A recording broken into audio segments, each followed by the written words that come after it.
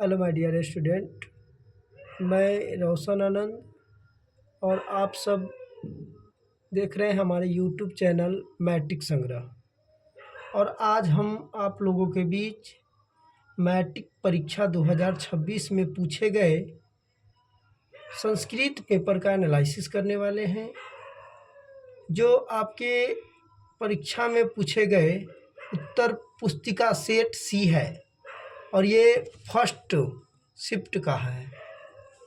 ध्यान देंगे, ये फर्स्ट शिफ्ट का है। और आइए हम जानते हैं सबका आंसर एक एक करके। तो सबसे पहला प्रश्न है, दीर्घ संधि का सूत्र कौन सा है? तो दीर्घ संधि का सूत्र है अकः सवर्णे दीर्घ। निष्क्रमण का संधि विच्छेद निम्न में कौन है? तो निष्क्रमण का संधि विच्छेद है निहिजोर क्रमण। नदः पद में कौन सी विभक्ति का प्रयुक्त हुआ है? तो नदः पद में तृतीय विभक्ति का प्रयोग हुआ है। भूतकाल के अर्थ में प्रयोग होता है, तो भूतकाल के अर्थ में प्रयोग होने वाले लकार को लंग लकार कहते हैं। बहुत से पद को मिलाकर, यहाँ बहुत से पद को मिलाकर एक पद बन जाना क्या कहलाता है? तो समास कहलाता है। चतुर्युग्म में कौन सा समास है? तो चतुर्युग्म में दिग्गु समास है। क्रिया के साथ किसका साक्षात संबंध होता है? तो क्रिया के साथ कारक का साक्षात संबंध होता है। प्रति के योग में कौन से विभक्ति होती है? तो प्रति के योग में द्वितीय विभक्ति होती है। पूजनियम का प्रकृति प्रत्यय क्या है? तो पूजनियम का प्रकृति प्रत्यय है पूज जोर अनियर है। आलस्यम पद में कौन सा प्रत्यय है? तो आलस्यम पद में यत प्रत्यय है। सूर्योदय का विग्रह निम्न में से कौन सा है? तो सूर्योदय का विग्रह सूर्यस्य उदय। हरिहरव का किस समास का उदाहरण है? तो हरिहरव द्वंद्व समास का उदाहरण है। दान के अर्थ में कौन से विभक्ति प्रयुक्त होती है? तो दान के अर्थ में चतुर्थी विभक्ति का प्रयोग किया जाता है। हिमालयात गंगा प्रवहति किस सूत्र का उदाहरण है? मतलब हिमालय से गंगा निकलती है, तो हिमालय से गंगा निकलेगी तो ये अलग होगी, तो अलग के अर्थ में पंचमी विभक्ति अर्थात अपदाने पंचमी सूत्र का प्रयोग। लेखिका पद का प्रकृति प्रत्यय अगर पूछे तो लेखक और टाप मिलकर के लेखिका बनता है। द्रष्टु में कौन सा प्रत्यय है? तो द्रष्टु में हम पढ़ाए हुए थे, अगर किसी भी शब्द के अंत में तुम टुम धुम लगा हो तो उसमें तुमुन प्रत्यय लगता है। मानव पद में कौन सा तद्धित प्रत्यय है? तो मानव पद में अन तद्धित प्रत्यय है। गोपी में कौन सी स्त्री प्रत्यय है? तो गोपी में डिस स्त्री प्रत्यय है। स्व सूरह का स्त्रीलिंग, तो यहाँ देखेंगे स्व सूरह, इसके अंत में अ है और तो अ का स्त्रीलिंग पूछ रहा है, तो अ पुल्लिंग एक वचन में अ होता है, स्त्रीलिंग एक वचन में आ होता है। तो देख लेंगे किसके अंत में आ है, तो स्व सूरा, तो स्व सूरा का स्त्रीलिंग रूप स्व सूरा हो जाएगा। गृहम गच्छ, गृहम में देखे तो अम लगा अर्थात तो द्वितीय विभक्ति का प्रयोग हुआ है, तो द्वितीय विभक्ति के अर्थ में इसमें कौन सा शब्द प्रयोग होने वाले हैं? तो सह तृतीय विभक्ति में आता है, अलम चतुर्थी विभक्ति में आता है, बिना तृतीय विभक्ति में आता है, इन प्रति जो है वो द्वितीय विभक्ति के अर्थ में प्रयुक्त होता है। दुर्वचन में कौन सा उपसर्ग है? तो दुर्वचन में दूर उपसर्ग है। संस्कृत में अगर उपसर्गों की संख्या पूछी जाए तो संस्कृत में कुल 22 उपसर्ग होते हैं। इत्यादि में किन किन वर्णों की संधि हुई है? तो इत्यादि दो शब्दों से इति जोर आदि मिलकर के इत्यादि बना है। इसमें वर्णों की पूछी है तो इति में ई और आदि का आ, तो अर्थात ई तथा आ का मेल हुआ है और ई आ आपके ऑप्शन नंबर बी में है। पटनोती का संधि विच्छेद कौन होगा? तो पटनेती में ए आ रहा है और ए अ तथा ई, अ और ई से मिलकर बनता है और अ ई इसमें देख लेंगे तो पहला जो खंड होगा उसमें अ और दूसरे वाले खंड में ई, तो अ या आ, पहले खंड में अ या आ होना चाहिए और दूसरे खंड में ई, तो पटना जोड़ इति ये आपका सही आंसर है। पथिन शब्द में सप्तमी विभक्ति एक वचन रूप कौन सा है? तो पथिन शब्द के सप्तमी विभक्ति एक वचन रूप पथी है। अस्मत् शब्द के पंचमी विभक्ति एक वचन रूप मत है।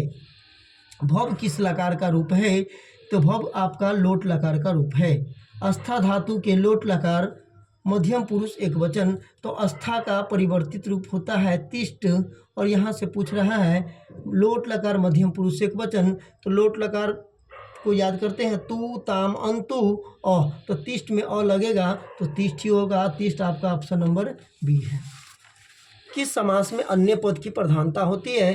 तो वह समास जिसमें न पहले पद प्रधान हो न दूसरे पद प्रधान हो और कोई औदर पद प्रधान हो, उसे कहा जाता है बहुव्रीहि समास। अव्ययी भाव समास का उदाहरण निम्न में से कौन सा है? तो अव्ययी भाव समास जिसका पहला पद अवयव या उपसर्ग होता है, तो आपका पहला पद अवयव या उपसर्ग में से यथाशक्ति ऑप्शन बी नंबर है।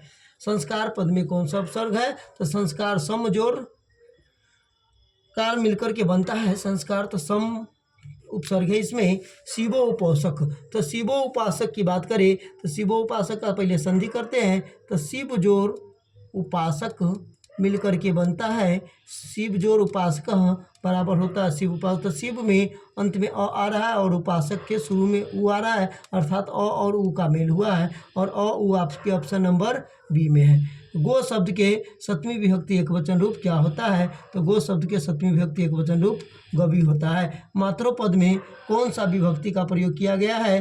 तो मात्रोपद में आपका षष्ठी विभक्ति का प्रयोग किया गया है।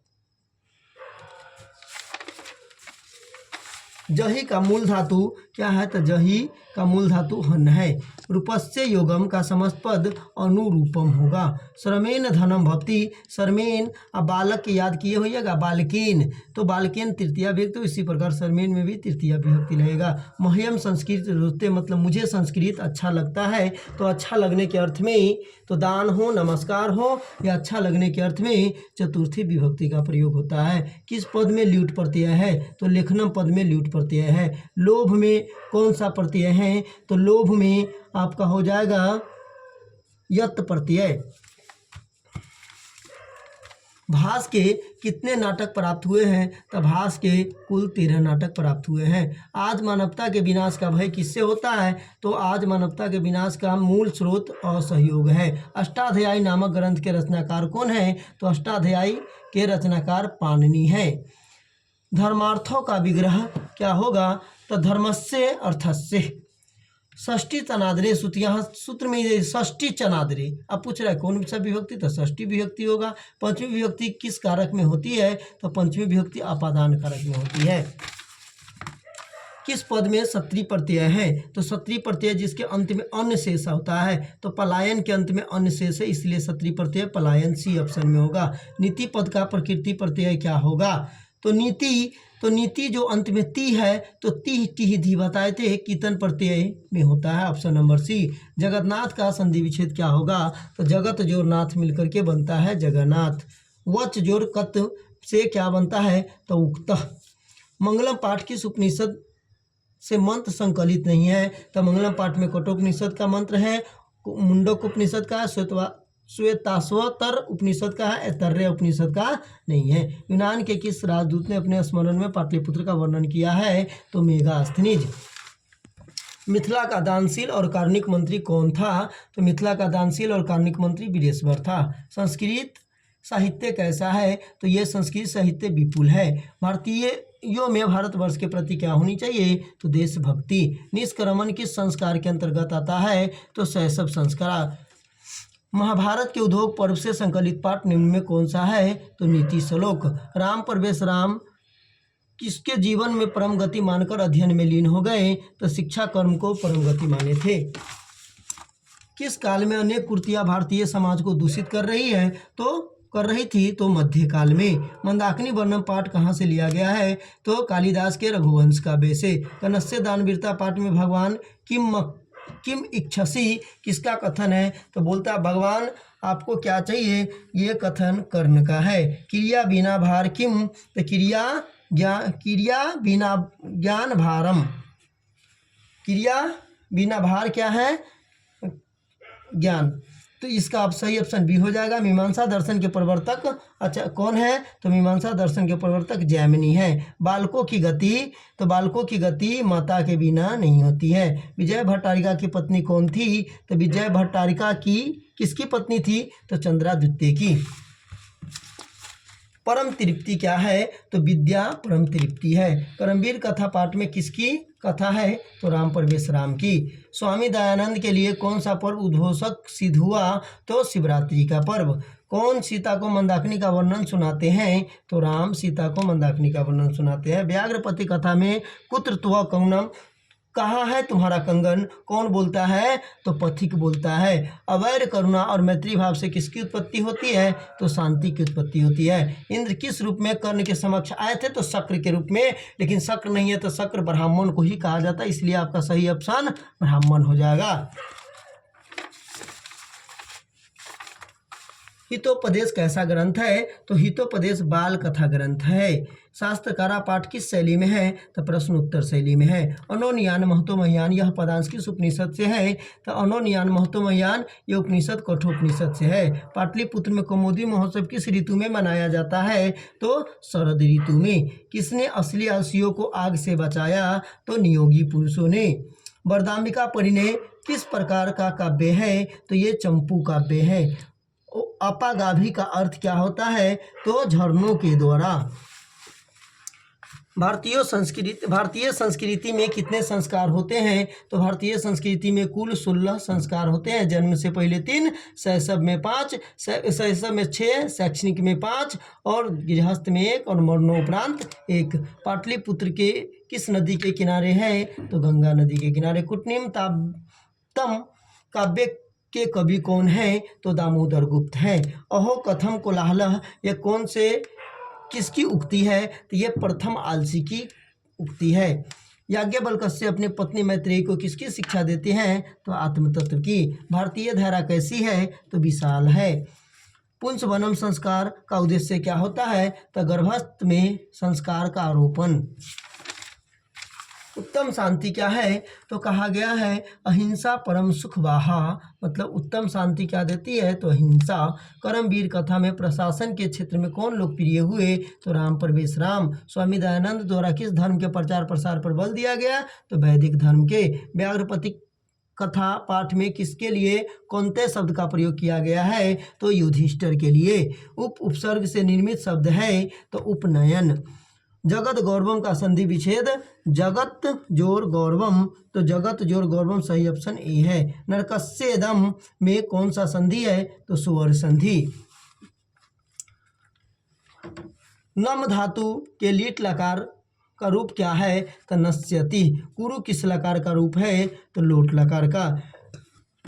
वैदिक पद में कौन सा प्रत्यय है? तो वैदिक पद में सी ऑप्शन वेद जो ठक। क्रिनयत से कौन सा शब्द बनेगा?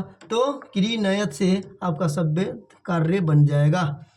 किस पद में कत्वा प्रत्यय है? तो गृहत्वा पद में कत्वा प्रत्यय है। कर्तव्यम पद में कौन सा प्रत्यय है? तो कर्तव्यम पद में तव्यत प्रत्यय है। ऐसे ही वीडियो आगे देखने के लिए हमारे YouTube चैनल मैट्रिक संग्रह को सब्सक्राइब कर ले और बाकी सब्जेक्ट जो बच गया है उस सारे सब्जेक्ट को हम अपने इस YouTube चैनल पर मैट्रिक संग्रह पर डाल देंगे। आप हमारे चैनल को लाइक, शेयर एंड सब्सक्राइब कर ले तथा बेल आइकन के बटन दबा दे ताकि और भी कोई नया नोटिफिकेशन हम डालें तो आपके पास जल्द से जल्द पहुंच जाए।